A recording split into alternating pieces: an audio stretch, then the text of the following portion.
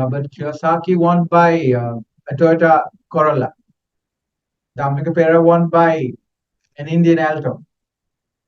But Dhammika Pera is ready to buy a Rolls Royce, right? And so he's ready to buy that one. That's something. That's the logic behind this.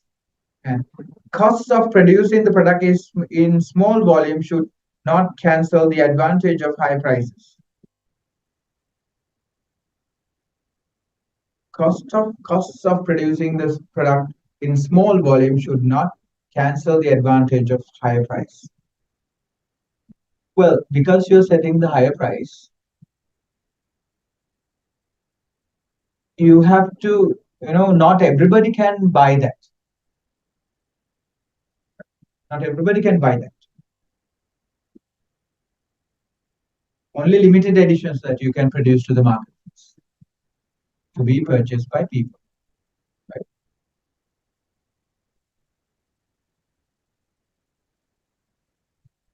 You gain advantage. Right? You can set higher price, you can gain high profit margin. And at the same time, your cost may not be a huge one, or a cost of production may not be a huge one. And that maybe, selling only very limited number of items will not give you any disadvantage either. Cost of producing product in small volumes should not cancel the advantage of high prices. Yes. Competitors should not be able to enter the market easily. It's very hard for competitors to enter into the market. It's very hard. It's very challenging. It's really challenging. Right? So you have to think of it. It's really challenging for them. Right? It's really challenging. And so that's something that you've got to keep in your mind, right? That you have to keep in your mind.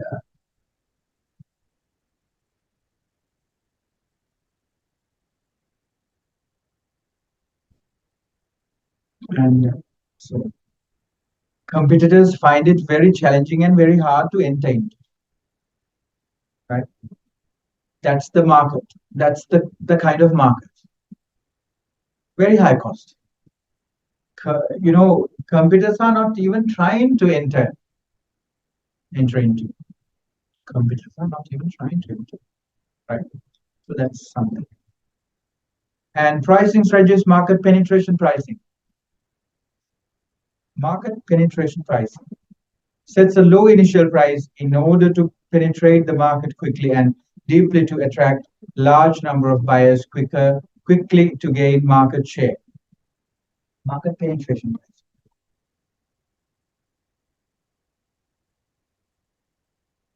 If you take a look at low price, Chinese mobile phones, Chinese goods and services, Chinese products. They sell these Chinese products. They sell these products at a price which is lower than the price we manufacture something. Countries like us, they set a selling price which is lower than the price of production cost of goods in Sri Lanka per unit cost, lower than the unit cost of a product in countries like us. So we do not really manufacture products. Instead, we import products because they are cheap. Chinese goods are cheaper than what we produce here. But we cannot cover the cost. And actually, China has been questioned, and Chinese government has been notorious. Chinese government is the one. China government is handling businesses. China government is running Chinese businesses. Whereas in America, what happens is vice versa.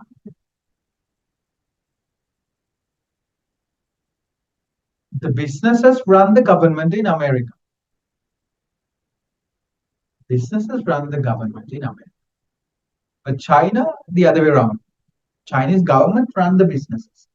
So, which is why Chinese government, uh, I mean, the U.S. President Donald Trump, Trumpachi, uh, quite known as Trumpachi here in Sri Lanka, and he actually criticized Chinese government for aiding Chinese businesses, so that even some of the U.S. businesses have been shut due to the Chinese government initiatives because the cost of production is very low for China. So even America doesn't have to produce or manufacture things. Instead, America can buy things from China, and then so that some businesses of America is at a perilous condition, is at a stake. So that's what. And yes, okay. Deeply attract large number of buyers quickly than to gain market share.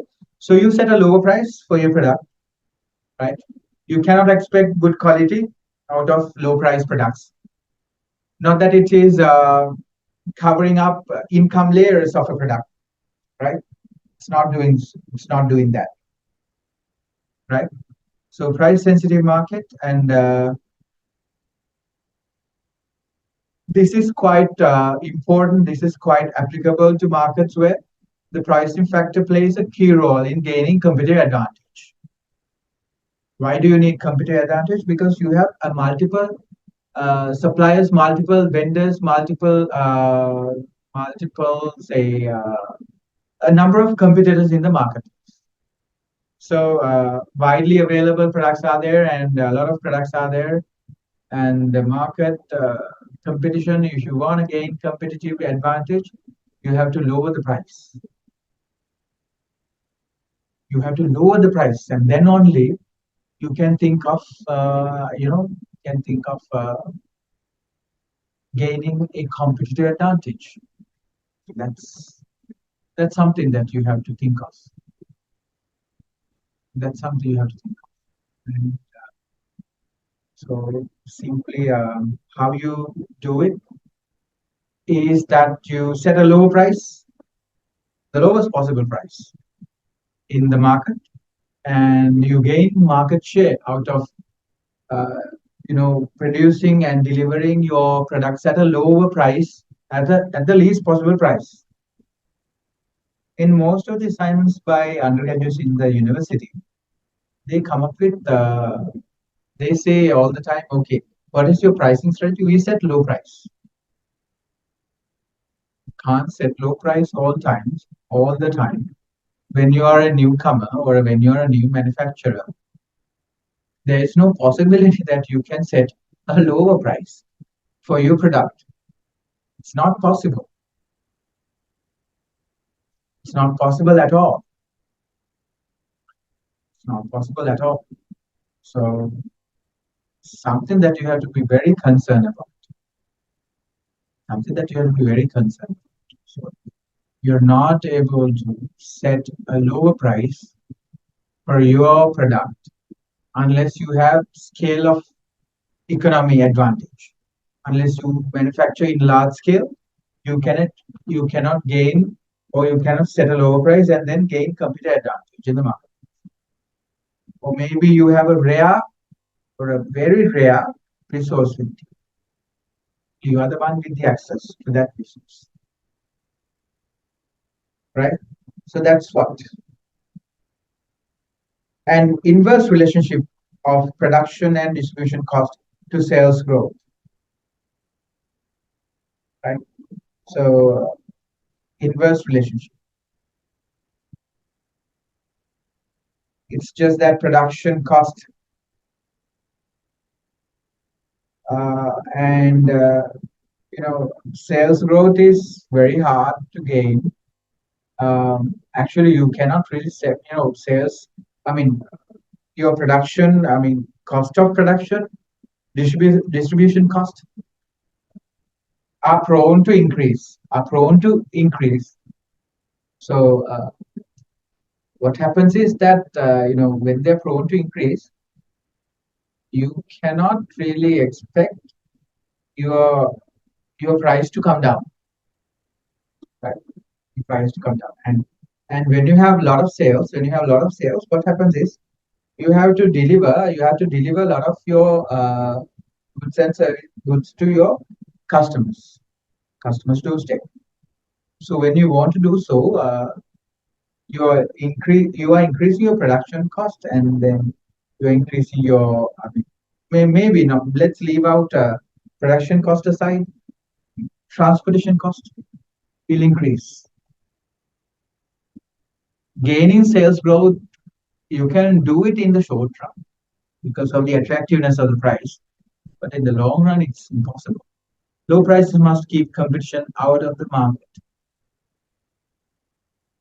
Actually, now when you have set a low price for your product, right?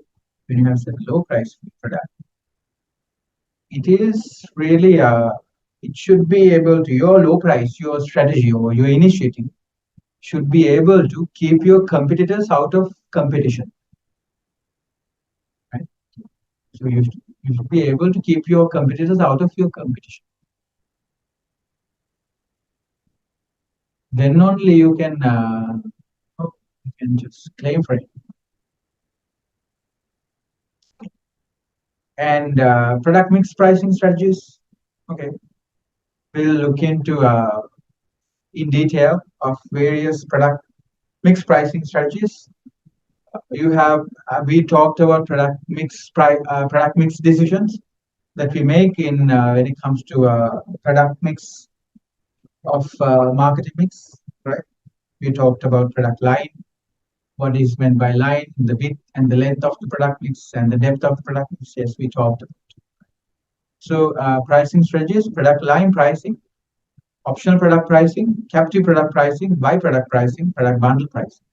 We'll look into each of these one by one. Product line pricing. When you're setting pricing for a product line, now we know that, right? We know Unilever has a product line. So is Hemas, right?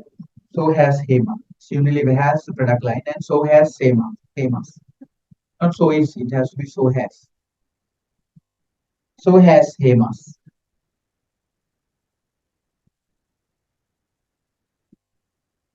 Let's just look at this. Pricing strategies, product line pricing takes into account the cost difference between products in the line, customization of their features, and competitors' prices.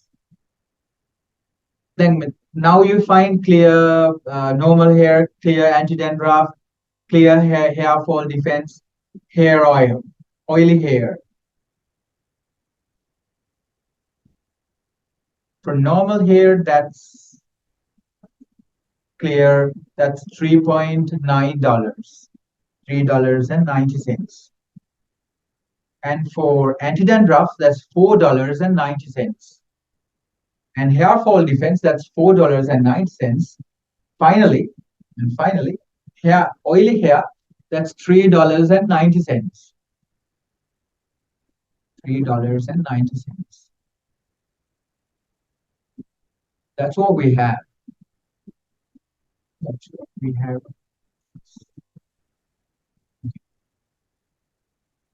Product line pricing. Now, this is the hair care product line, right?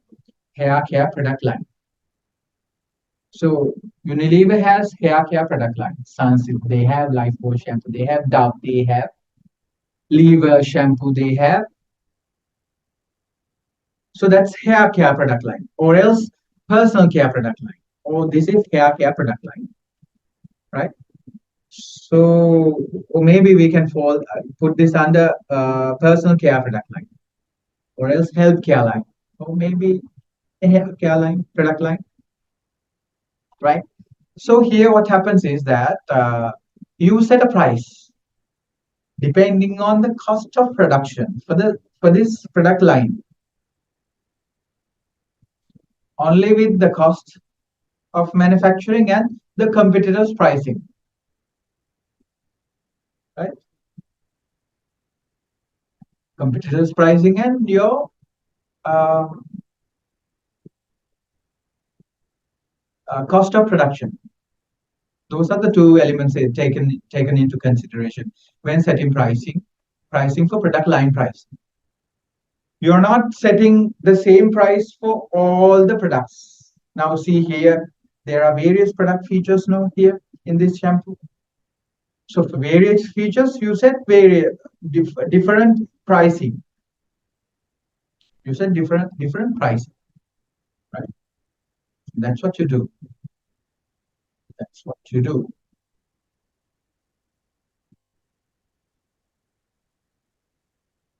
And that's product line pricing. Now, optional product pricing.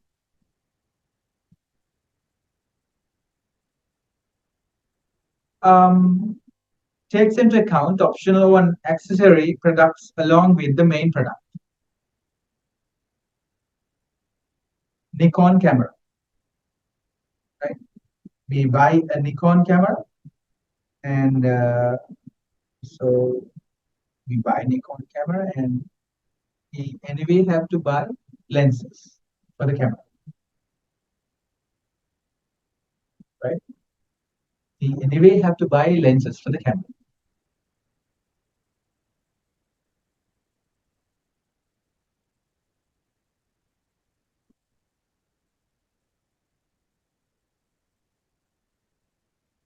So optional product pricing.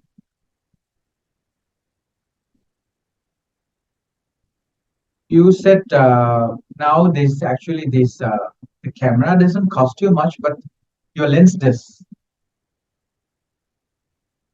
Now in Sri Lanka, Czech Republic actually they gave multi-barrel rocket launchers vehicles, the equipment, the bulky one, the machine or the, the there's this multi-barrel rocket launcher. Yeah, they gave Sri Lankan government the rocket launcher free of charge. But we have to buy missiles from Czech Republic. Okay, so that is what we have to buy rocket launchers. We didn't pay for rocket launcher, but we have to buy multi barrels from Czech Republic. So it's okay. It's okay for Czech to give it free of charge. Now that you have to think of what your major product is, what your product generating income, constant repetitive incomes. Well, you can make one-time income out of selling here in this example, camera. But you can, people will come over to you trying to purchase lenses even. So you are targeting lens selling, lens merchandise, right? So that is what you're thinking. You are selling camera and you are selling lenses. So yes, that's that's the thing. That's the thing that you are targeting, that you're focusing, right? So that's something.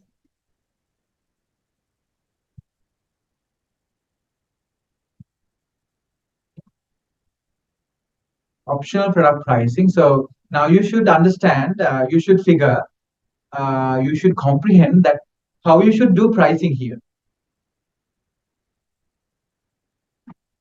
Anyone want you to take a photograph? Anyone want you to take a photograph? Would anyway buy the camera.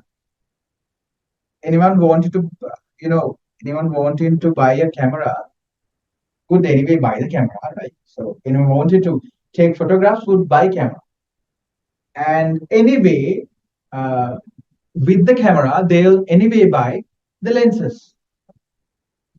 So now you have to think of are you selling camera or lenses? What is the pricing strategy you have? So it's optional product pricing. What is it? With the major product that you are selling, there is a product that you have to buy hand in hand. concurrently. Concurrently, you have to buy that product, without which you cannot take the photograph, like in the case of uh, uh, Czech Republic's multi-barrel rocket launchers. So that's and pricing strategy. Captive product pricing involves products that must be used along with the main product. Yes, so the laces, the socks. Anyway, in when it comes to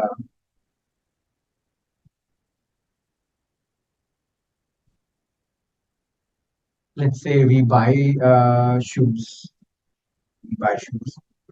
and anyway we have to buy socks as well. Buy socks as well. So better, anyways. Anyways, it's better. Anyways, it's better. Two-part pricing is where the price is broken into two, into fixed fee and variable usage fee. Two-part pricing. What about two-part pricing? These are some of the major pricing strategies, right? Pricing strategies. Variable usage fee and fixed price, fixed fee.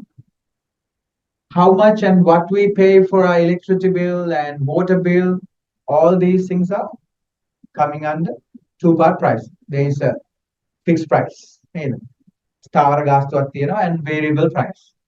As you progressively increases your consumption of electricity,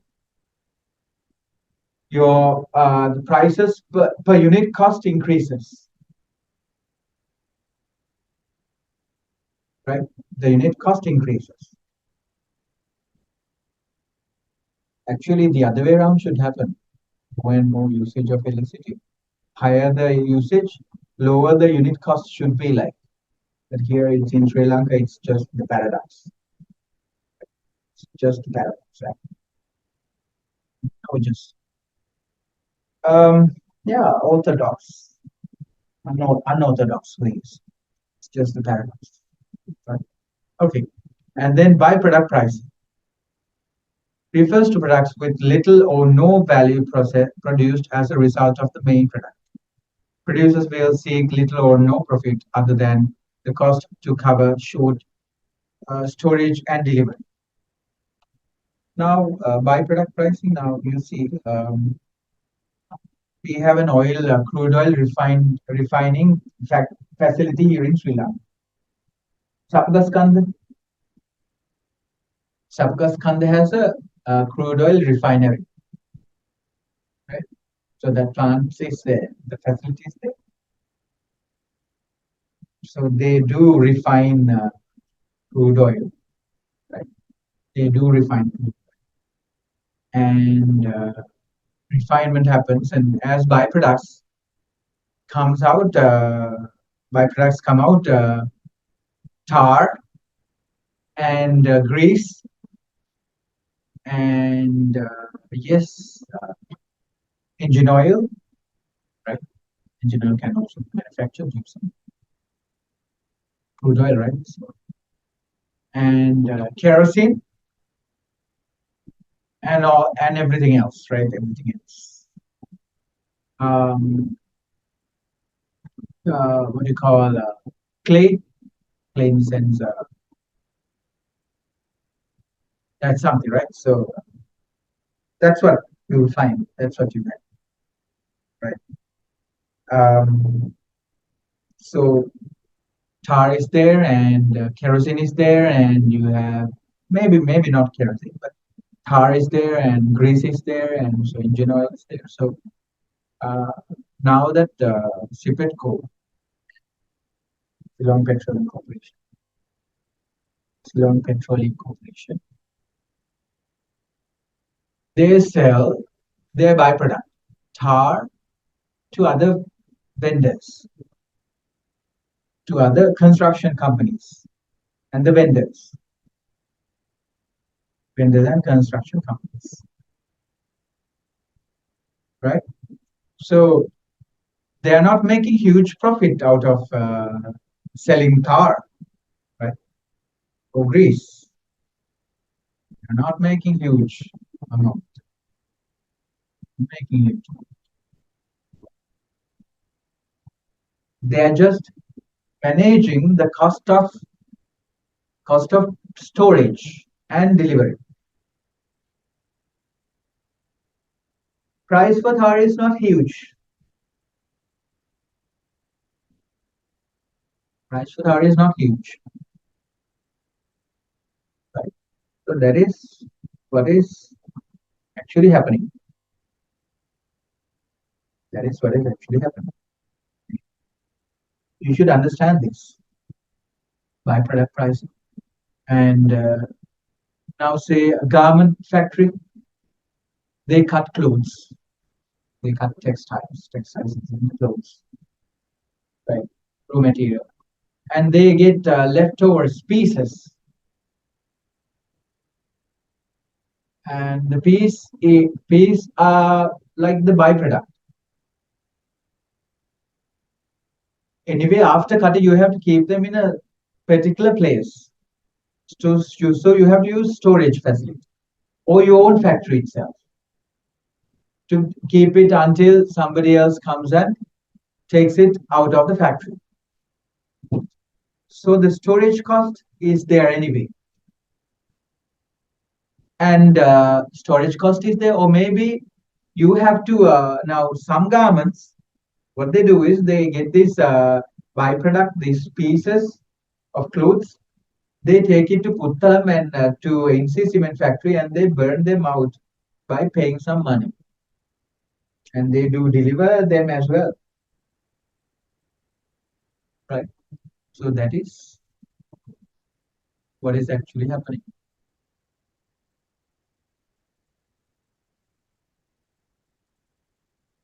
That is what is actually happening. So you should remember that. Byproducts.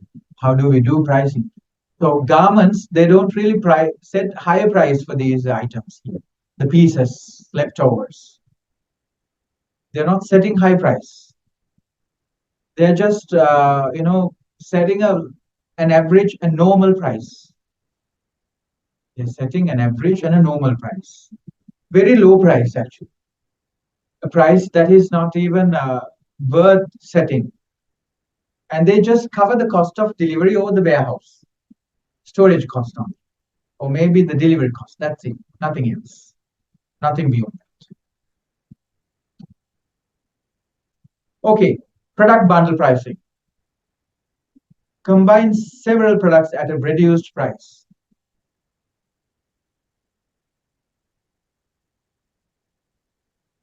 Combines several products at a reduced price. You buy 2 bottles in a bundle, you get 490 rupees. You get 1 bottle, you pay 270 rupees. Aapko super simple. So this is what, right? So bundle product pricing or product bundle pricing. When you sell in bundles, you have to reduce the price. It is good always reducing the price.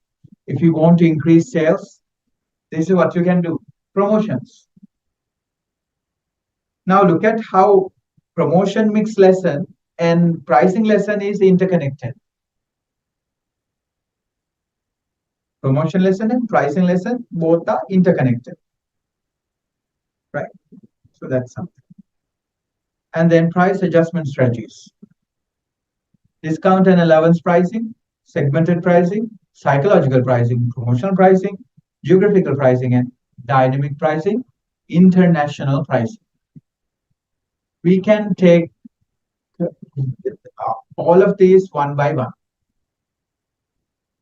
We can take one by one the pricing strategies, price adjustment strategies. Discount and allowance pricing reduces prices to reward customers' responses such as paying early or promoting the product. Okay. Well, discount and allowance pricing reduces prices to reward customer responses.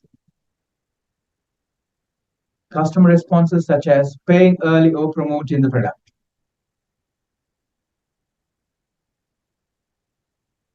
to reward customers responses such as paying early or promoting. Okay. So you reduce the price so that you expect your customer to buy your brand. That is the objective of doing these pricing strategies, price adjustment strategies, discount and allowances, right? You reduce it, you reduce the price, right? You reduce the price. So reducing the price, what you are doing is um, you are you are encouraging your buyers to buy your products. Your people in the target market or the potential market, you encourage them to buy your product, right? So it's about rewarding your customers, right? Or maybe to promote the product, or maybe to pay early. You pay within first 2 days, you get 5% discount. That's what you may have heard of it. That is discount and allowance. So these are price strategy, price adjustment strategies. Discount and allowances. Okay.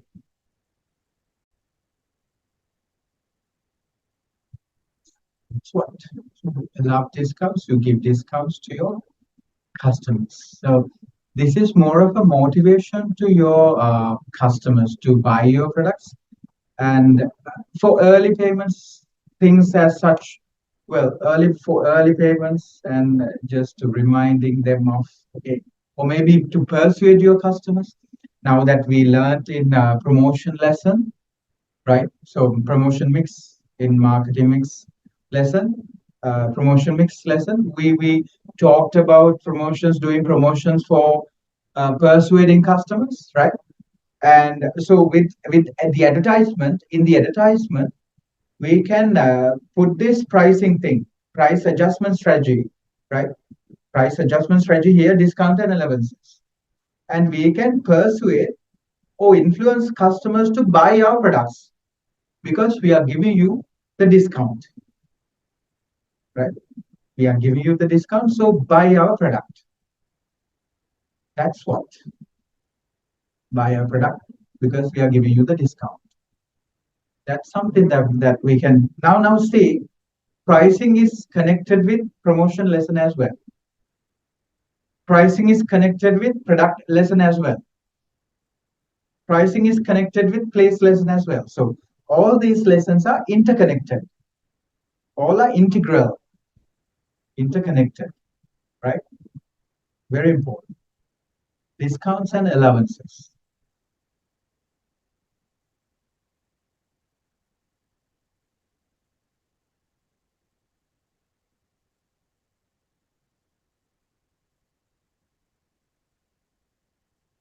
And we'll move on to the other one.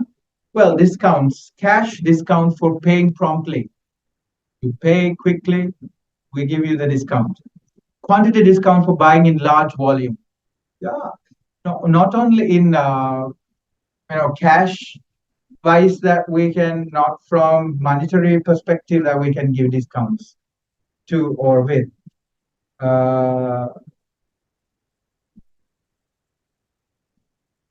Actually now, not in terms of money, but also uh, you can with quantity discounts can also be given, right? Quantity discount can also be in large volumes. As you buy in large volumes, well, you'll be given. Let's say you buy. You were a buyer of 500 units. You buy 1,000. We'll give you 50 more units free. Yeah, that's something. So discounts. Or maybe you pay for you buy 1,000 units and pay only for 950 units. That's also the same. Functional trade discounts for selling and storing, distribution, and record keeping. Discounts for selling, storing, distribution, and record keeping. This is what.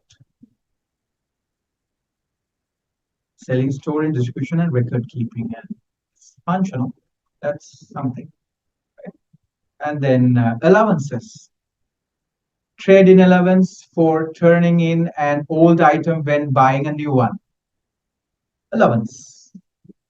You give your old television to us, we'll give you 10,000 rupees price reduction, price allowance. That's it's actually there's nothing that you're going to do with your old television. They're not going to do anything with the old television. They're just taking it in and maybe there is reselling it to some parties. Promotional allowance to reward dealers for participating in advertising and or sales support programs. Promotional allowances can also be given. You take part in promotion and you get these allowance. Likewise, right? And segmented pricing is used when a company sells a product at two or more prices, even though the difference is not based on cost, right? Segmented pricing. What do you mean by segmented pricing? It's all about used when a company sells a product at two or more prices, even though the difference in is not based on the cost. Well, the same product is sold to various customers at various prices. Product form segment pricing and location pricing and customer segment pricing. Well, pricing strategy, segmented pricing. For different locations, different prices. For various customers, different prices. The very same thing offered at Colombo City Center is expensive. And one thing, I mean, it's produced or it's sold at Colombo City Center, that's very expensive. But the very same thing is sold out in here in on average market, that's very cheap.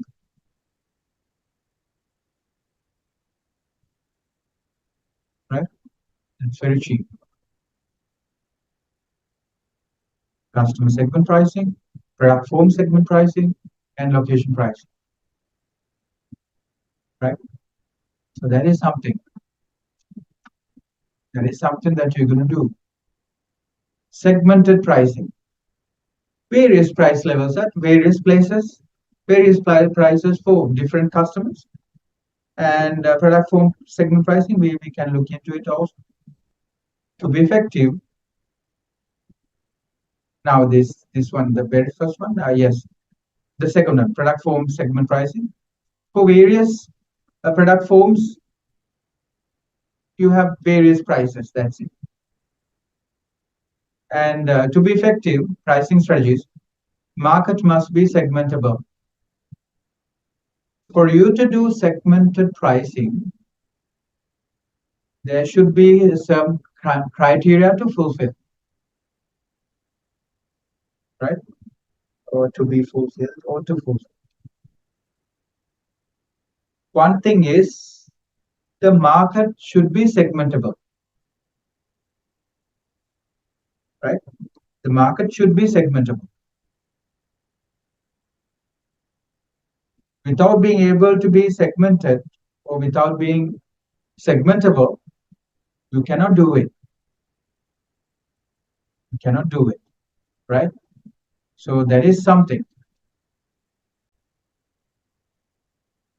Well, yes, and segments must show different degrees of demand. Various segments should show different degrees of demand, and watching the market cannot exceed an extra. Watching the market cannot exceed the extra revenue obtained from the price differences and must be legal as well. They should be legal and cannot exceed the extra revenue obtained from the price differences, right? So these are some of the criteria that have to be fulfilled if you are to do segmented pricing. Pricing strategies, custom segment pricing, product form segment pricing, and location pricing. Yes, that's what we really actually had before, and it's just a skipping of the slides. Yeah, Customer pay different prices for the same product or service. Yes, I have already told you. Product form segment pricing is when different versions of the product are priced differently, but not according to differences in cost.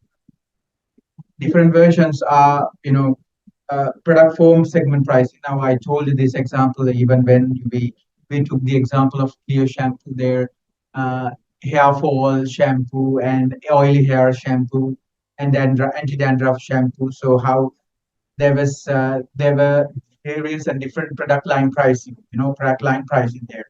So that's product form pricing, segment pricing as well, right? So location pricing, it's about is when the product is sold in different geographic areas and priced differently in those areas, even though the cost is the same, right?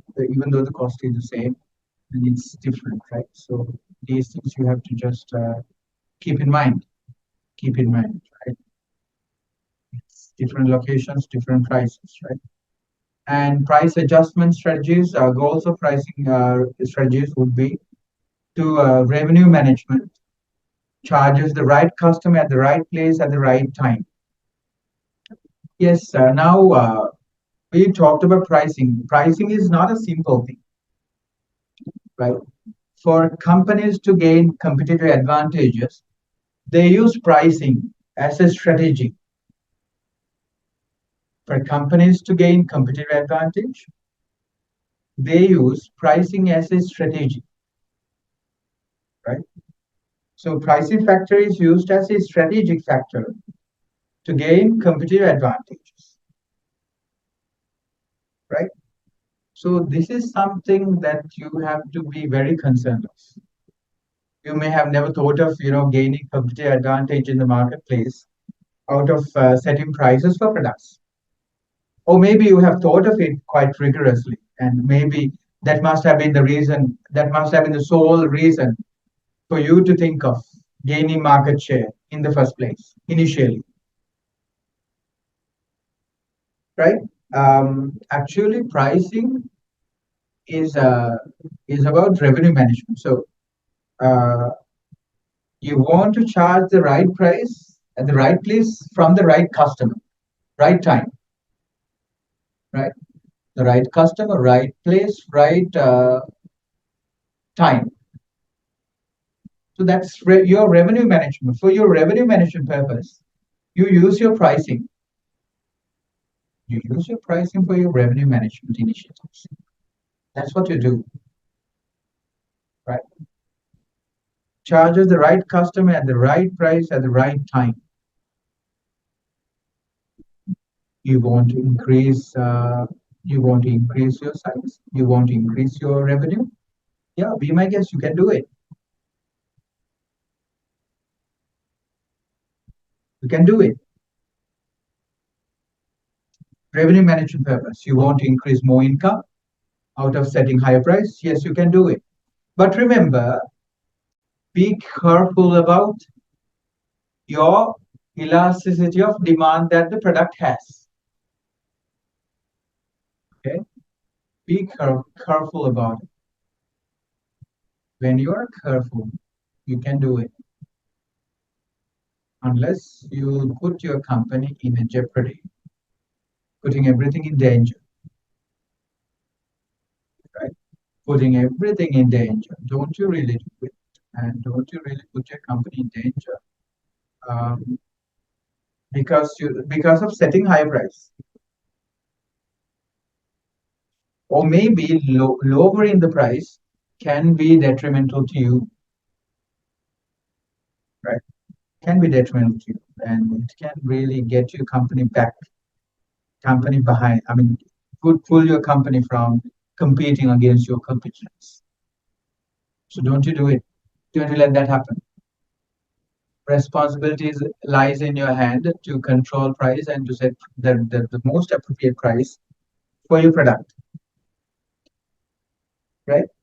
So you have to set the most appropriate price for the appropriate product at the right time, and you should charge the right price from the right customer and the right location, right? That's your revenue management purpose. And don't you be unjustifiable, or don't you be biased to different customers, different, well, have to be for different segments. That's okay, having various prices, but same similar level of, if you are dealing with a similar market, the same price would be a good option. And then yield management. What do you mean by yield management? It's to do with how you balance your demand and the price. If you reduce your price, extremely reduction of your price will result in an excessive demand for your product. So are you able to supply an extensive demand, or are you able to deliver, or are you able to provide goods to the buyers or the customers? Uh, are you in a capacity to sell, or are you in a capacity to supply an excess demand that you get in the marketplace? Are you able to cater to the excess demand that you get in the market after reducing the price for your product? Are you able to do it? Are you able to cater the demand? No, you're not able to do so. When you're not able to do so, you should not really reduce your price extremely low. Don't you do it. Avoid doing it, because the market is, the balance in the market, or equilibrium in the market, is conducive to the role played by yourself and the competitors alike. I mean, collectively, right? So the market's demand, there's a demand for the entire market, and there's a supply for the entire market. Not that you have that capacity, the full capacity of the market, or the full capacity of the total demand in the marketplace. You do not really have that capacity, because there are other competitors providing the very same thing, very same product, and you're not the only one providing the same product. There are similar alternatives, substitutions in the marketplace. So there are people who buy substitutions. There are people who buy other competitors' products as well, right? So in the absence of your capacity to meet the demand in the entire market, you should not go for a extremely low price. Should not go for an extremely low price, because all the customers, and say your product has a an elasticity of demand, price elasticity of demand, which is elastic demand. There is an elastic demand for your product. You can understand what is meant by elastic demand. Elastic demand is meant by the percentage change in the price. Percentage change in the demand is higher than that of change in price.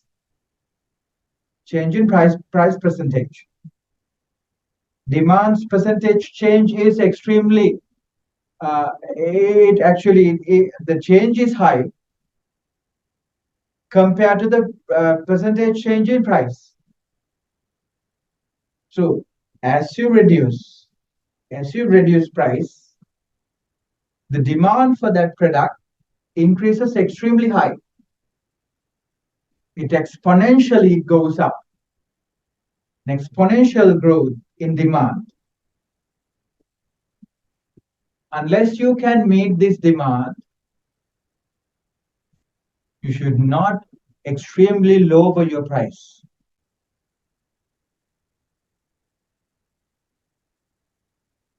Avoid doing it. Yield management, yes. Balances price and demand. Now, you have to balance the demand. So if you are getting more and more demand, and if you're not able to provide or cater the demand, so just increase the price a bit. So there will be there'll be no extreme demand or excessive or exponential demand for your product. That's how you control your capacity. Capacity and location device decisions also. When you are struggling with making your products available at locations, physical locations, when you want to control it, pricing can also be used. Now see the relationship between and among these uh, marketing mix elements, pricing and the place element of marketing mix, pricing element and place element. Okay, now we'll move on to the next section. Now you just understand how important and how critical pricing is for revenue management and yield management. Okay, will move. Pricing strategies. Okay, sorry, we have already discussed about it. Well, price adjustment strategies, yes. Psychological pricing. What do you mean by psychological pricing? You may have seen dialogue blaster package or dialogue couple package or dialogue. Yeah, dialogue blaster package. It's 998. It's not thousand. It's not thousand per se. It's thousand. It's just short of ₹2, and you won't get the change money from your shop owner either. 999, not thousand. That's very tricky pricing, psychological pricing. That this is common for even shoes. 9,980 rupees. Okay, it's not 10,000 though, but it's not 10,000 per se. It's just 9,980. Well, you get change money of 20 rupees, but what are you going to do with 20 rupees? So that is psychological pricing. Occurs when sellers consider the psychology of prices and not simply the economics.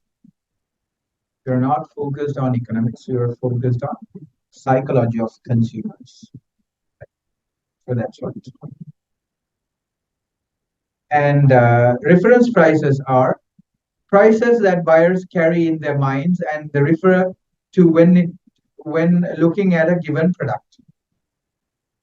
Noting current prices, remembering past prices, assessing the buying situations. Reference pricing. Now that the prices of goods have increased, wow, it's too much, way too much. We are not going to sell this out. We're not going to sell this. Noting current price, remembering past prices, assessing the buying situations. Well, should I buy this right now? This used to be this amount, but right now it's this amount. That's extremely high. That's extremely high right now.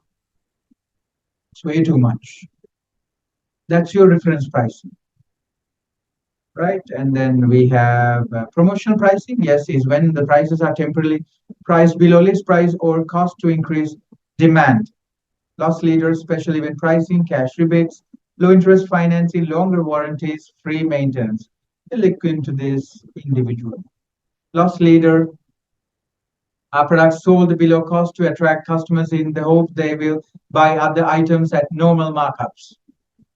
Yeah, if you price your salmon tin for an extremely low price, especially this happened in Sato's our sales outlets. Salmon prices were extremely low, but the other prices were average prices in the average prices and even higher prices than average prices found elsewhere.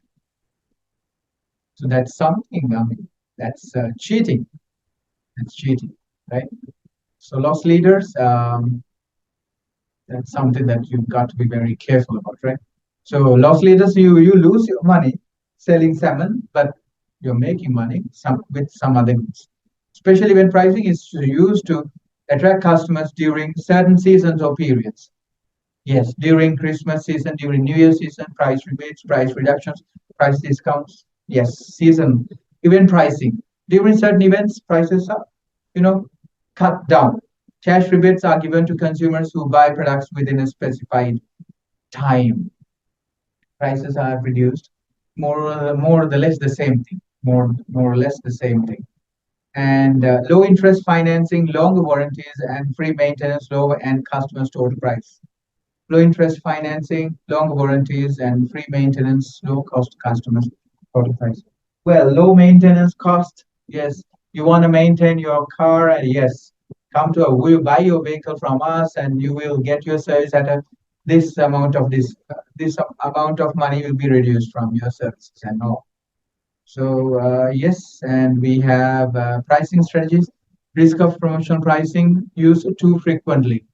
Actually, promotional pricing we use to promote our products, to have more sales, right? To have many units sold out. But there's a risk involved actually. So promotional pricing is used too frequently, right? Too frequently using will really give you no advantage. I see one shop there in this shop in around Kiri level, here in Kadavata. So they have promotions every day. They show 30% discounted right throughout the year. They have promotions. They have promotions. I don't know, just so I wonder if it is a promotion. So quite frequently you should not use it. Copies by competitors can create deal-prone customers who will wait for promotions and avoid buying at a regular price. Yes, this is imitated by competitors and can deal-prone customers. Well, when you reduce prices, there are customers who buy only during price reduced periods. When there are only price reductions, price promotions, only that they buy it.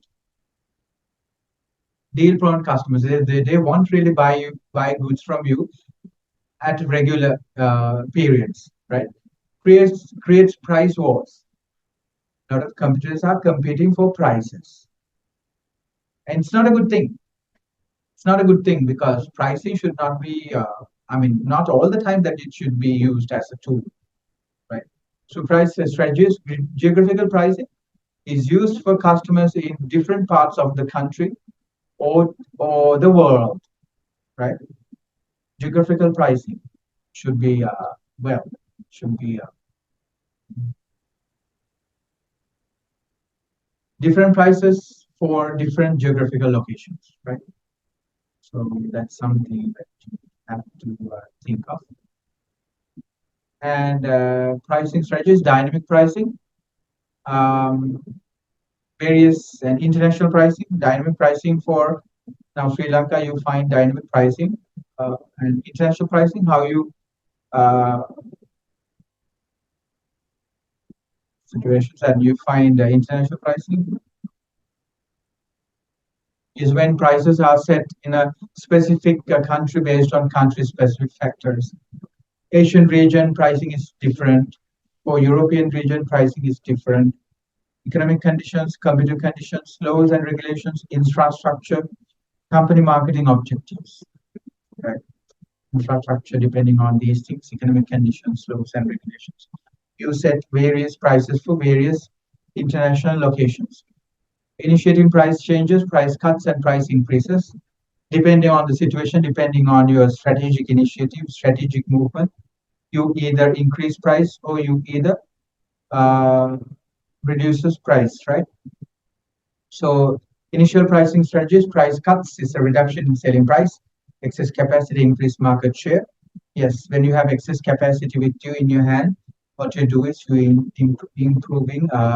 When you have excess stocks with you, you reduce prices and persuade people to buy your products more.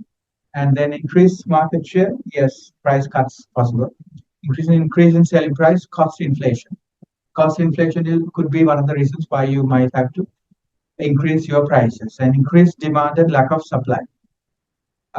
Just to maybe you don't really have your supply with you, your products with you, so you do increase your product price, so improving, so that there won't be any shortage of goods. Buyer reactions to pricing changes, price cuts, and just price cuts. By reaction, new models will be available. Yes, bias reaction to pricing changes.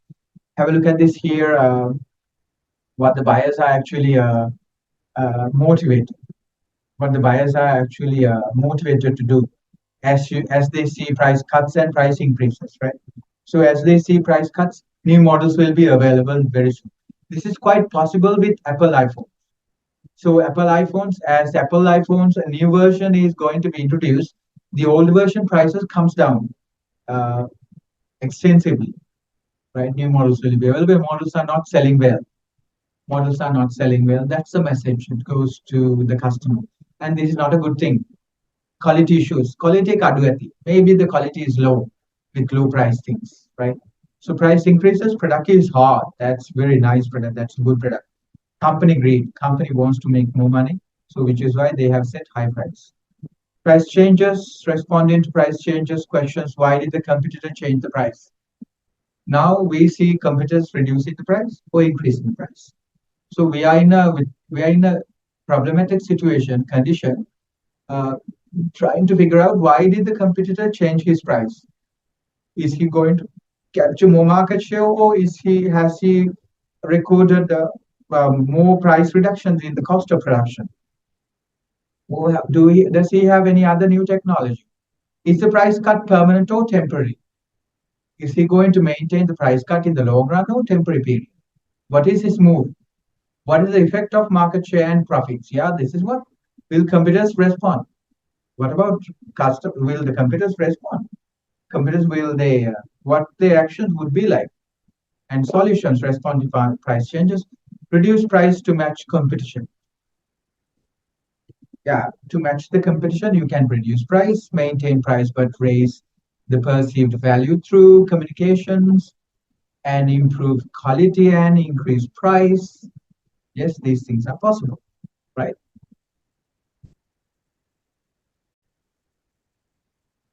Yes, and importantly, responding to price changes and how uh, yeah, uh, solutions would be how you're gonna actually respond to price changes. And actually, now the competitors are reducing prices. If they keep reducing prices, so you are in a um, you are in a very controversial condition or a situation where controversial in the sense that you are in a very difficult and very hard condition, very difficult for you to cope with that. So that you have to just think of the solutions that what you can take, what you can do about it. Whereas, well, reduce price to match competition. Yes, you can. If the competitors have reduced their prices, so can you? Yeah, you can also do the same thing and maintain price, but raise the perceived value through communications. Yeah. Well, maintain price. Uh, Now, if you are also reducing prices, now we just had a look at the pricing lesson and where we actually, uh, the signals that you give to your customers is this, right? So you are actually, if you cut your price, what happens is that, well, quality issues can be there unless you introduce something new. Well, right, unless you introduce something new, you cannot really gain competitive advantage in the marketplace, right? So remember that very carefully that you cannot really unless you can gain competitive advantage or unless you have come up with something new and innovative. Um, so don't you really think of it and just reducing the price, right? And then price cuts. So that is a signal that you're passing down to your customers. So don't you really give a negative signal to your customers, right? So, but remember, uh, uh, if at all you are reducing price, just make sure that you're maintaining the value, the perceived value through communications, right? That you're maintaining perceived value, right? So improve quality and increase price. Yeah, if the price war is happening, if price reductions, price decreases are happening in the marketplace, just think of quality, right? Improve the quality and price. Yes. Well, improving the quality go hand in hand with increased price. So it's a good move. It's a good move for you, right? You don't have to worry about price reductions happening in the marketplace. Instead what you can do is you can actually reduce. I mean, you can improve the quality and set a higher price. That is what is possible to be done, right? You can set a high price and you can improve quality. That's it. Very simple. Not a big deal, right? So launch a lower price fighting brand. Lower price fighting brand. Now you are in an industry, right? There is fierce competition in the industry, and you cannot really it's very hard for you to face the competition because the competitors are actually fighting against you and fighting with you and fighting against you actually. They want to gain the fair share, or rather they want to gain a better share of the marketplace, right? They want to gain higher share in the marketplace, which is which is not which you cannot really do, right? If you reduce your price, you will give your signal of, well, my goods are out of, I mean, I'm launching a new product, and that my goods are at an inferior quality and all that. That's what the message I'm really communicating to external parties, which should not be the case, right? It should not be the case. So what I should do instead is that I should come up with the low price brand, price product category, right? Low price product category. That's what I should do. That's what I should do. Not that I should be marketing or I should be doing anything with regard to say reducing price. Not that I'm doing anything with regard to the price of the product, but I'm introducing a low priced version of a similar product. Low priced version, similar product, right? So that's what Unilever is doing all the time. Unilever does this all the time. Unilever bought Wonderlight. So Unilever, through Wonderlight, Unilever is fighting against Diva, right? Unilever is fighting against Diva. That is those are uh, some of the things that yourself and yourself can do. Yes. So like I said,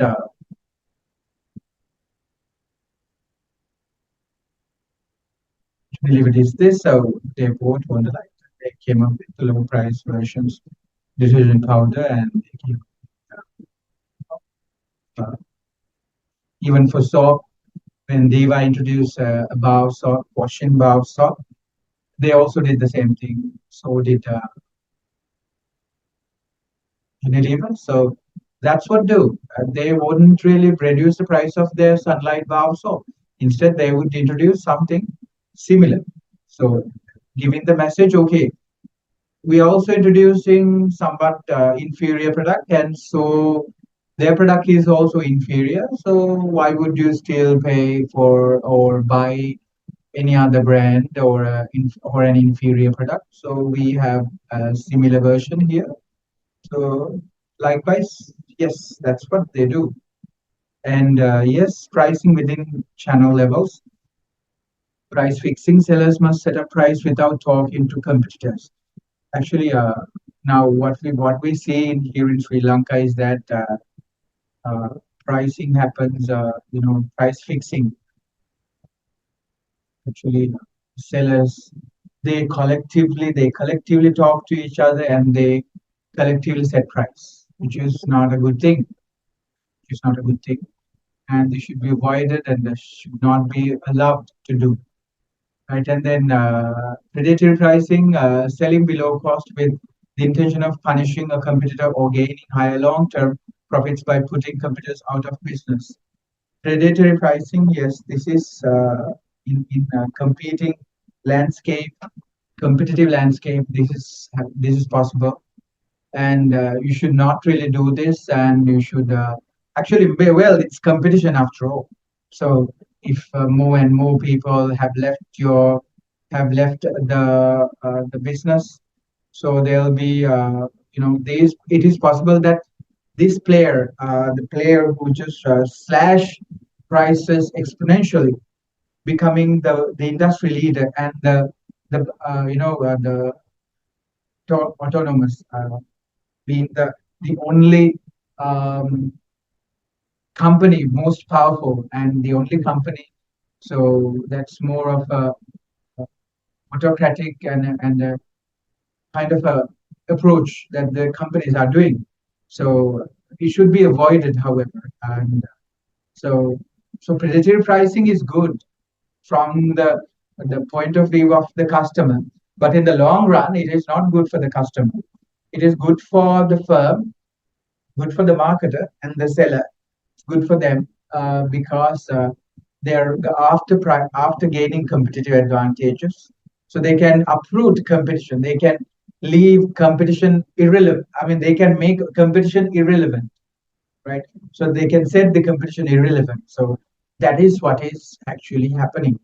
And well, we have price across channel levels, retailers, resale price maintenance. Yes, so many things, and predatory prices will not be allowed. And retail resale price maintenance is when a manufacturer requires a dealer to charge a specific retail price for its products, right? When a manufacturer requires a dealer to charge a specific retail price for its product, retail resale price maintenance.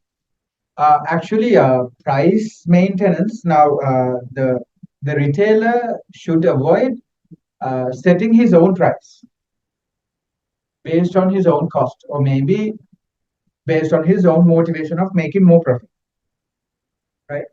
So the responsibility still lies in the producer or the marketer, right? So the producer should not allow the marketer, okay, or the retailer set his own price, right? Should not allow set his own price. Instead, the retail price set for the product should be marked and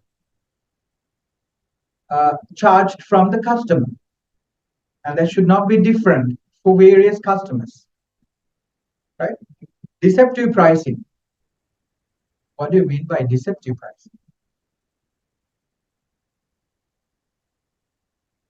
Deceptive pricing is then again, it's all about you occurs when a seller states prices or price savings that mislead consumers or are not actually available to consumers.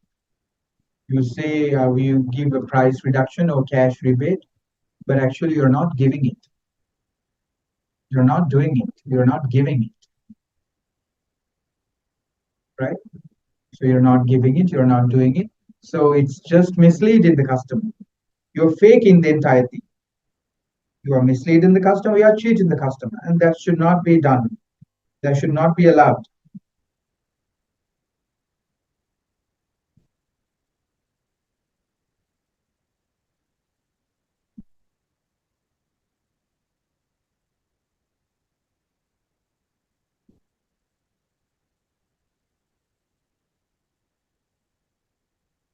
Right? Something that you have to just think of, right?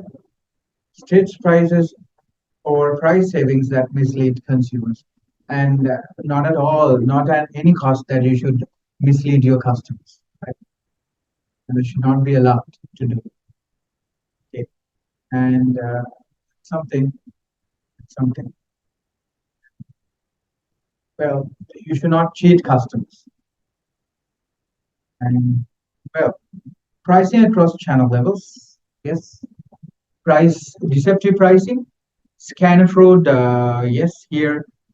Failure of the seller to enter current or sale prices into the computer system. That's is still cheating the customer. So you say the machine is broken and all this. That's deceiving the customers. Or else that's depend on individuals' motivation. Price confusion results when firms employ pricing methods that make it difficult for consumers to understand what price they are really paying. Price confusion. One price here and today, one price tomorrow, another price day after tomorrow, very different price. So that's it's the people and the customers are confused. They cannot really think of anything. Cannot really think of. They get confused. Right. So that's what.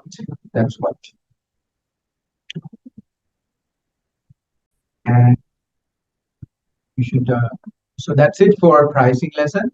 And actually, there are so many things to discuss. We'll discuss about the rest of the lessons here afterward. Okay. Okay. That's customer-driven marketing and STP, segmentation, targeting, and positioning. Well, let's have a look at right now. Uh, you are not going to uh, sell your product or products or your product to all the customers, right?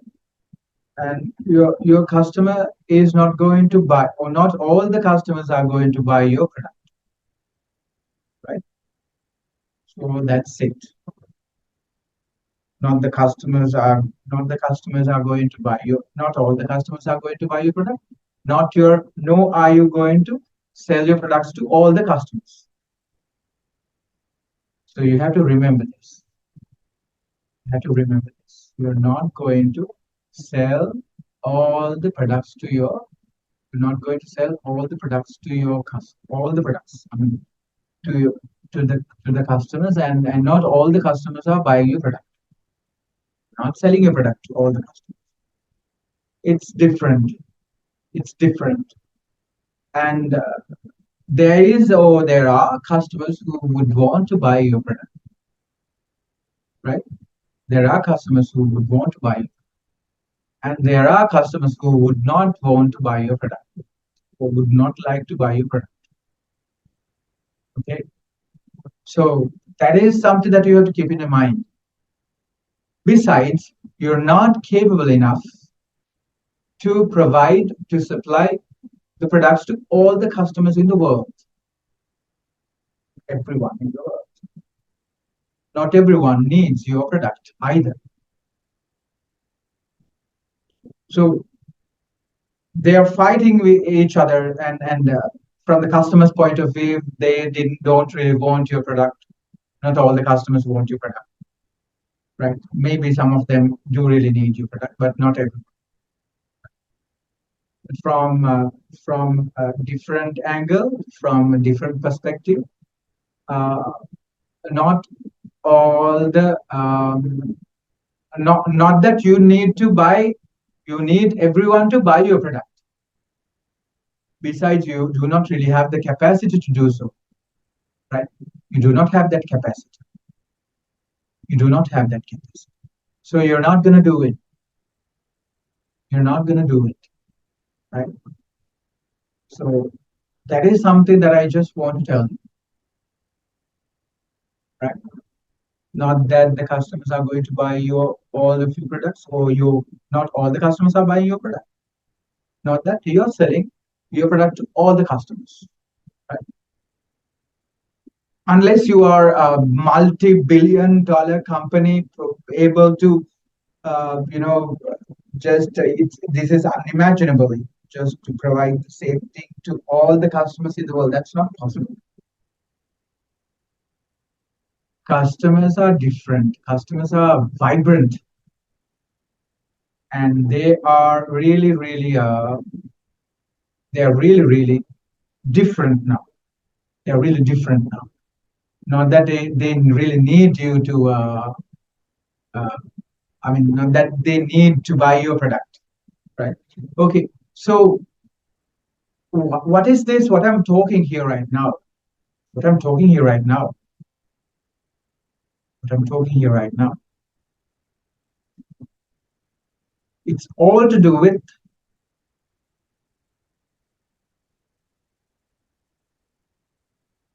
dividing the market, dividing the market based on the corresponding preferences and desires of the customers and meeting those preferences and desires by the marketers. Okay, let's have a look at these things, and I'm going to kick off the slides right now. Well, mass market, mass marketing, serving the mass customers in the marketplace. Okay, serving the mass customers in the marketplace. Product variety marketing, different varieties in market mass scale, different varieties in mass scale. Product variety marketing and target marketing. Target marketing. Okay, we'll look into these things. Right, target marketing actually.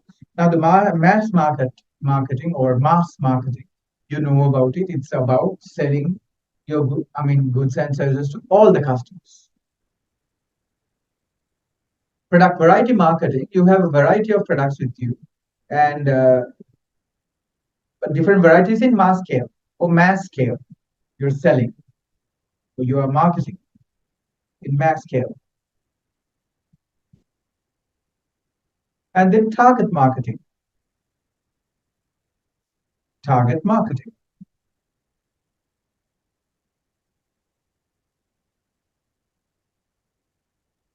What do you mean by target marketing? Okay, let's just have a look at this. Okay, we will talk about it a bit longer. Actually, target market is all about that you're not really going to that you're not really going to do marketing for all the customers. Do sell your products to all the customers. You're not going to do it. That is not possible either. Not possible either. Right? That ain't no possible. That can't be done. That can't be done.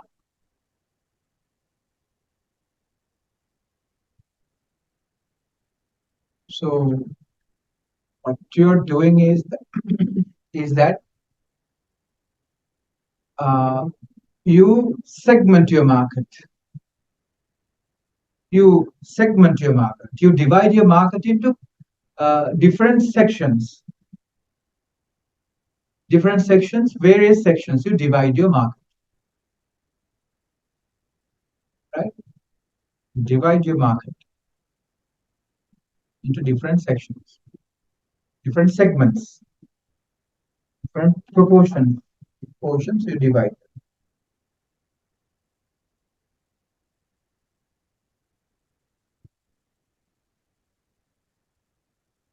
Right? So something.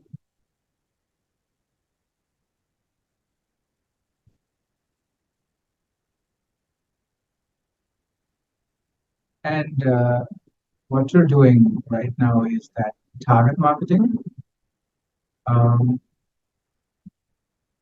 You are segmenting the market, and so that it's easy for you to select a particular portion in the market. You segment your market into the various segments. Right? Okay, we'll discuss this further in detail, right? Okay. Custom-driven marketing strategy, yes. Then again, select customers to serve. And now look, segmentation. Segmentation. Divide the total market into smaller segments. Divide the total market into small segments. That's what you do. Divide your total market into smaller segments. And targeting is about select a segment for segments to enter. Now we segmented. Now the mass market has been segmented. Mass market has been segmented to various segments. Say now, for example, I am into manufacturing milk powder. I have a plant. I am collecting milk, right? I am collecting milk, and I am collecting milk from. Let's say I have a factory there in Kandy. I have a factory in Kandy. Let's say, right? I collect milk from various milk chilling centers in Kandy, in let's say central province, from Morelia and Manuvara. These places I'm collecting, right? I'm collecting all these things. Morelia and Makale. Yes, that's what I do. So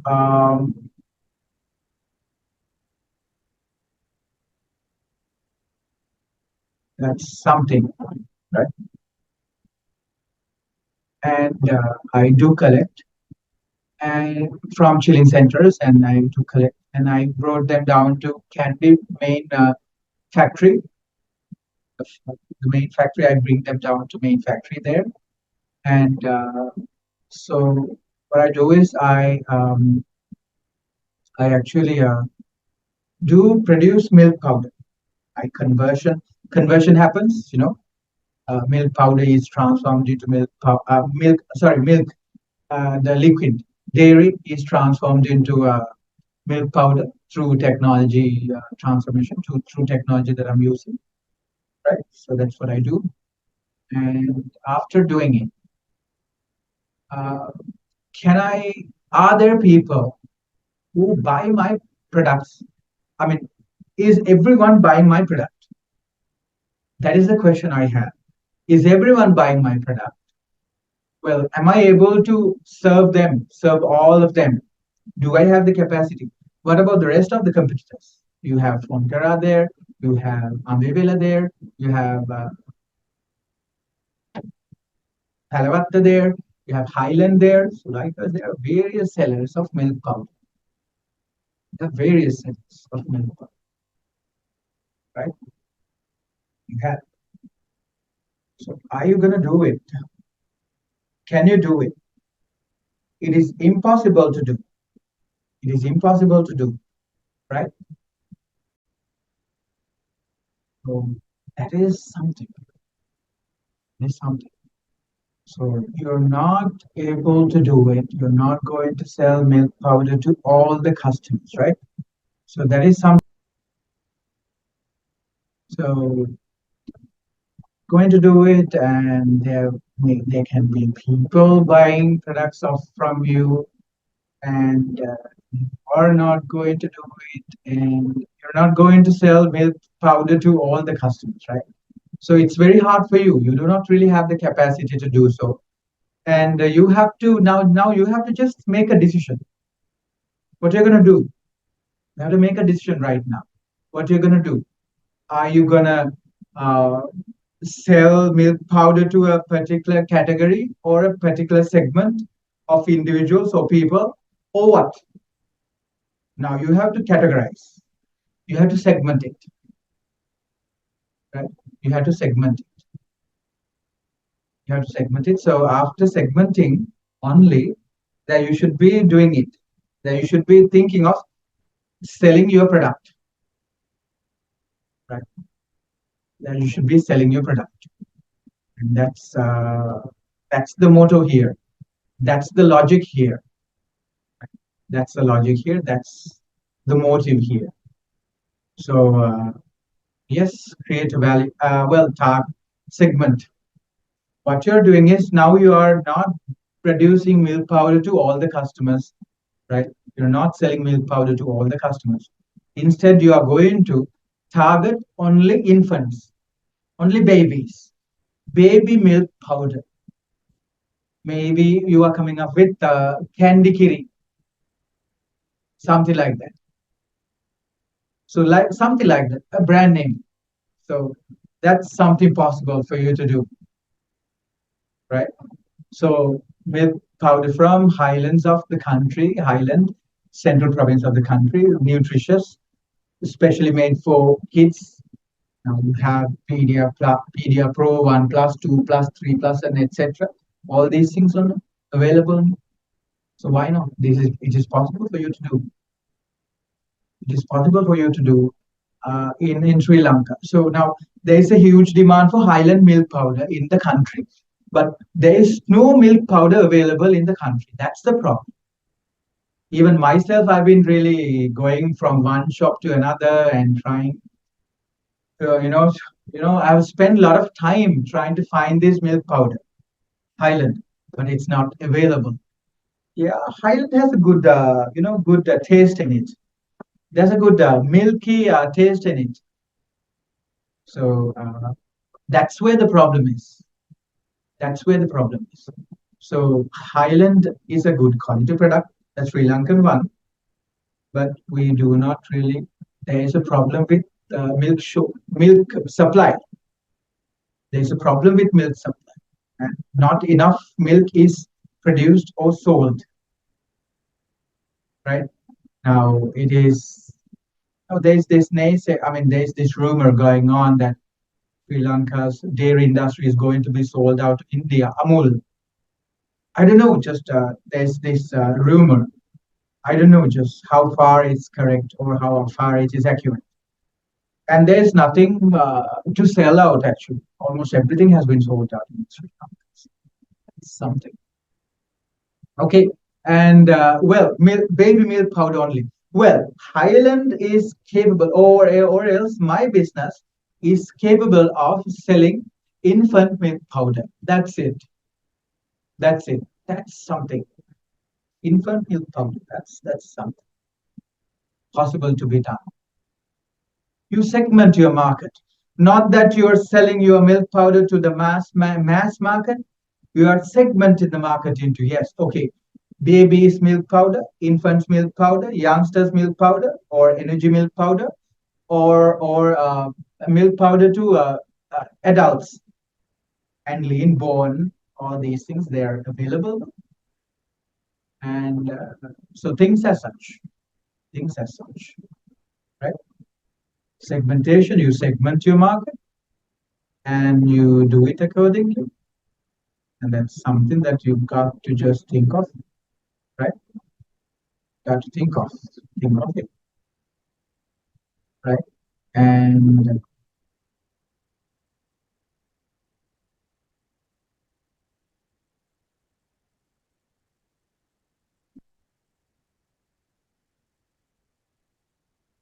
segment it and divide the total market and to smaller segments.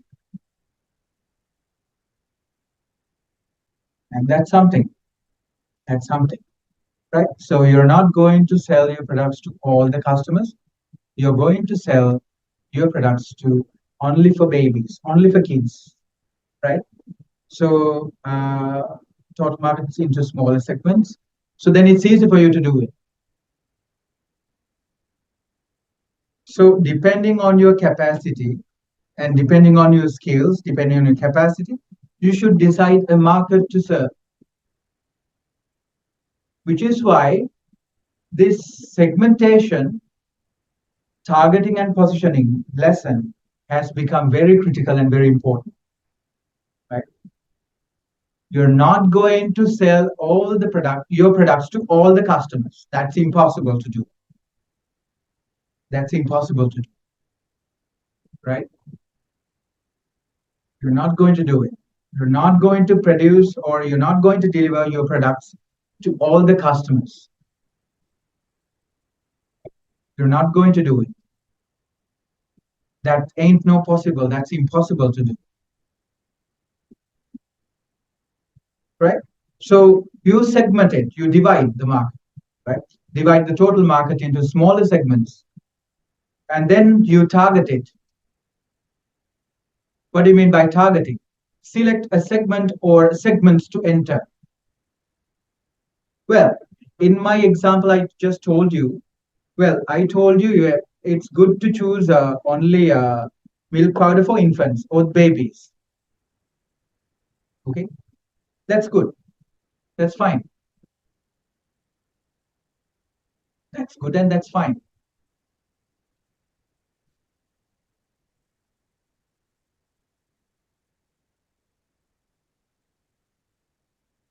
But there is this problem. Problem being, uh, actually can sell something to people, but not to everyone. So you are going to choose a market or a segment based on your capacity to serve, right? So what you're going to do is you are going to choose that target, that you're going to target that segment, and then do marketing and products and selling, pricing, promotions, and all everything to that segment only to that segment. That's it. That's it. No, nothing beyond that. No customers beyond that point. Right? No customers beyond that point. You're not going to do it. You ain't gonna do it for others, right? So you you are going to select a segment, and so you are serving that segment on. But you're serving better for that segment. Or maybe there can be a couple of segments actually: baby milk powder and infant milk powder. That's something.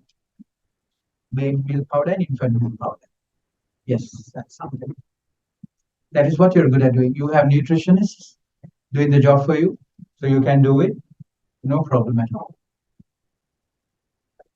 Create value for target customers, and you can create a value for your target customers. Actually, the target customers are the ones that you have selected to serve, right? Target customers are the ones that you have selected to serve. We'll be talking about the customers in detail later on, right? Decide on a value proposition. What do you mean by value proposition? The the value proposition is meant by the promise that you give to your customer. What is the promise that you give to your customer? What is it? What is the promise that you're giving to your customer? Are you able to deliver that promise to that you're giving to your customer? Is it possible for you to deliver that promise? Is it possible for you to do? And then, uh, well, actually, now we have selected a segment to serve, baby and infant milk powder segment only. Well, I have actually categorized ages, various, I mean, different age levels: babies, infants, youngsters, adults, middle-aged adults, and aged people, old people. That's what I've done, right? So through which I actually I it made it easy for me to segment. It made it easy for me to differentiate various markets, right? It made it easy for me to differentiate markets, to have different segments, to have different markets, right? To have different segments, to have different markets. So that's something. That's something. That is the thing that you want. So now you have chosen the segment, and now you have decided that you will be working on it, working upon it. So you will be now doing what? You'll be doing, you will be differentiating your products. Now you will be differentiating your products. right? You will be differentiating your products. That's what you'll be doing.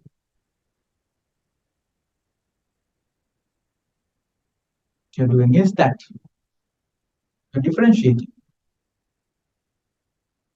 right? So why you're differentiating is to create differentiated products to be consumed by various customers, different customers in the selected segment.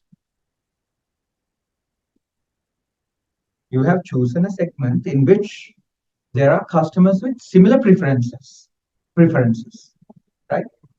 Okay, that's fair enough. Your decision. That's fair enough. Your decision, right? That's fair enough. Your decision. You made different. You did different approach. You actually segmented the market. You chose a market to serve. That's all right. That's good. That's fine. That's really nice. Okay, that's good. But the thing is, now you should understand that in that very market that you have segmented or chosen, market to markets, there can be a couple of markets as well, depending on your capacity, right? There can be market and markets or markets, right? So depending on that, you have chosen it. So now you have to think of what you have to think of your segments differentiations. What are the different preferences that customers have? What are the different preferences that the customers have? Right? Is there any different in preferences among the customers? That's where the problem is. That's where the problem is. Is there any difference?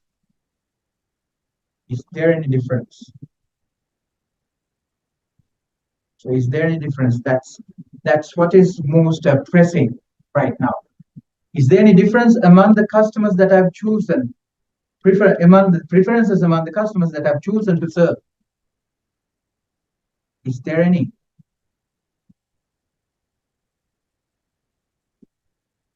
What is it? If at all there is any, what is it? Differentiation. Differentiate the market offering to create superior customer value. Well, now the selected market, the segmented market, the markets that you have chosen comprises of individuals whose preferences are different, right? Varying preferences are there. So the varying preferences are there.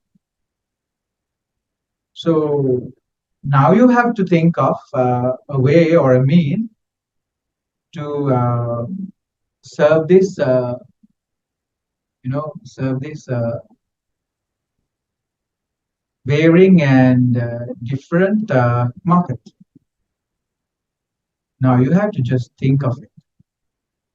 Varying market, different markets. I mean, in the very same market, you have various customers, diverse customers with different preferences. Diverse customers with different preferences. That's something. That's something. I think, right? So that should be it. That should be it. Focusing on it now, right now. Focusing on it, and you're thinking of it, and you are trying to, create a value to your customers. Not that those who are in the segment that you have chosen or that you have targeted, people or those who are in the segment you have targeted,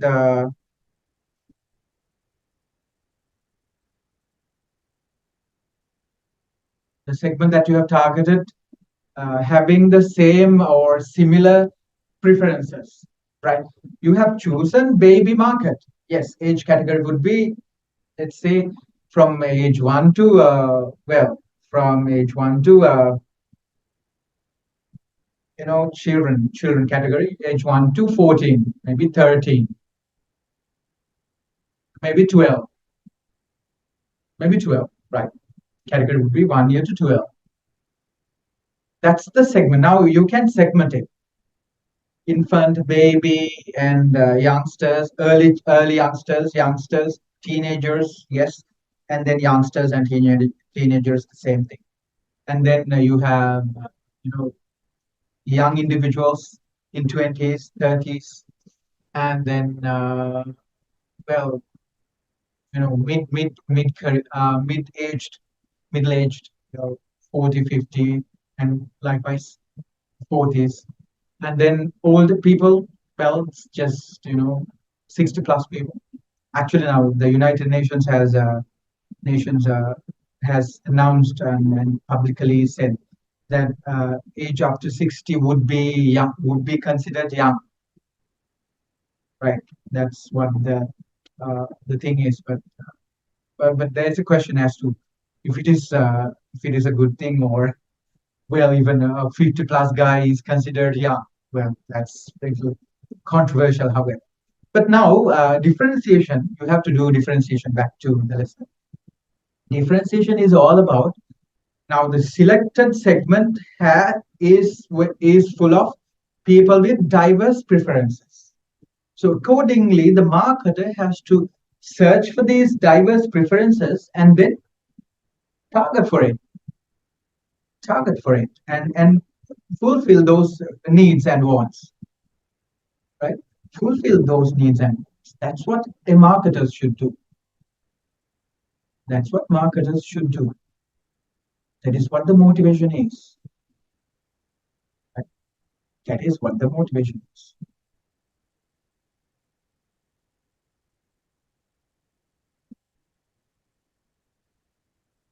That's what you should be working for. Differentiation.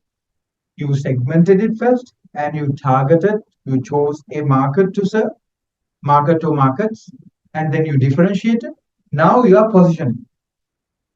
What do you mean by positioning? Position the market offering in the minds of the target customers. You have to position your brand, you have to position your product in the mind of the customer. What is it that you're selling? What is it that you're selling? Is it is it milk powder, or is it dairy, or is it nutrition? What are you selling actually? The best nutrition for Sri Lankan kids, Sri Lankan milk powder.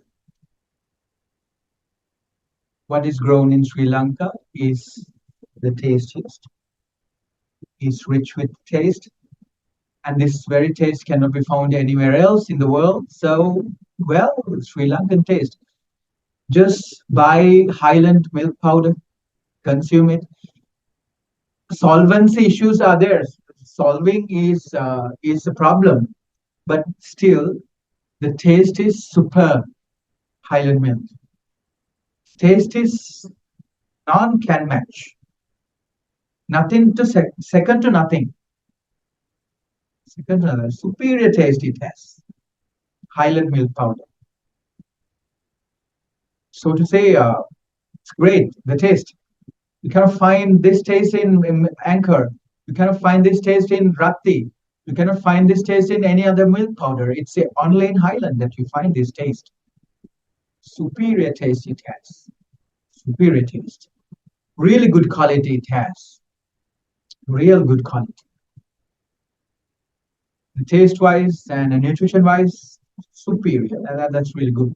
Actually, Highland cannot really supply the milk powder demand. And actually, Highland is struggling trying to deliver even milk packets. Cannot find Highland milk packets. This Highland, that the chocolate milk, drinking milk, uh, that's not even possible to be seen anywhere, and really challenging the supply of milk powder. It's been really challenging for Highland to cater to this market, right? So something like that, and positioning. So Highland, that's great taste. Sri Lankan taste, that's really good. Rich with nutrition, excellent. Low in chemicals, maybe no chemicals at all. Likewise, how you're positioning it. Milk from Ceylon mother. Well, that's something for your loved ones. Well, that's from Sri Lanka, Mata, right? So something like that. So how you're positioning your product in the mind of the customer. Candy kitty. Well, that's something. Wonder if there's any milk powder named candy. But anyways, what I'm trying to say is how you're going to position the milk powder in the mind of the customer. Right? Position the market offering in the minds of the target customer. Now, as you hear the word BOC, Jati Mahapan Temple, Lanka Bank, pulse of the people, Janahada Handuna Mahajana Bank, Bank with the heart, Silan Bank, Obeja Pepe Tumai, commercial bank, and Obagi Dunu Peragamankar at National Bank. And well, that's something. And you name it, some of the brands, and Silonti, it's a brand. So Silonti is a brand, and it's positioned in the mind of, maybe not in our mind, but in some other countries, in some other individuals, foreigners, they go after Silonti because the taste of Silonti is superior, and it's second to nothing. The best tea in the world.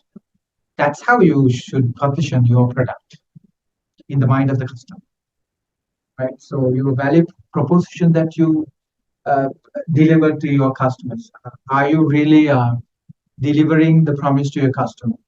So what is it actually that you're doing, right? What is it actually that you're doing? And so these are some of the things that you have to be concerned of, right?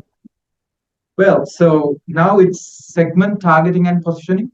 So segmenting is meant by, breaking or dividing the total market, the mass market, into subcategories or subsegments, so that the marketer can choose a segment to do marketing at, right? So the marketer can choose a segment to serve, or maybe a couple of segments for that matter, given his capacity and ability to serve, right?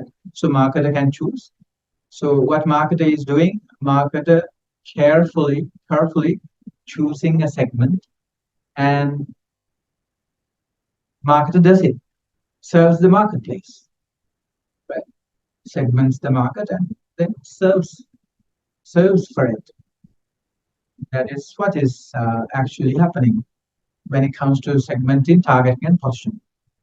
So for you to do your segment, you have to think of segmentation criteria, dimensions using which you can do segment your market, right? Dimensions using which you can segment your market, right? That is something that you should do.